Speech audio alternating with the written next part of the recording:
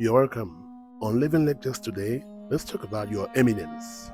Have you awakened at twilight and be greeted by a strange feeling that your day is going to be a rough one? Well, thank God it's only a feeling. You might be going through a lot at that moment. There might be a couple of things in your world really disturbing your peace, but then how you face the rest of the day depends on how you want to feel at the end of the day.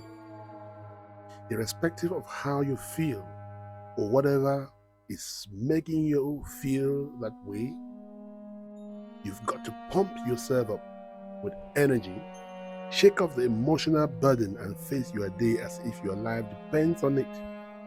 If you allow the happenings around you to take a toll on your day, you'll be heading for the bleakest of future.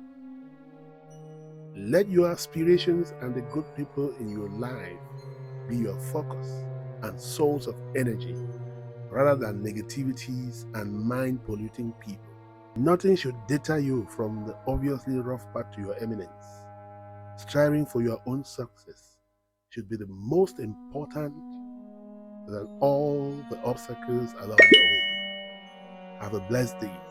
This is Living Lectures.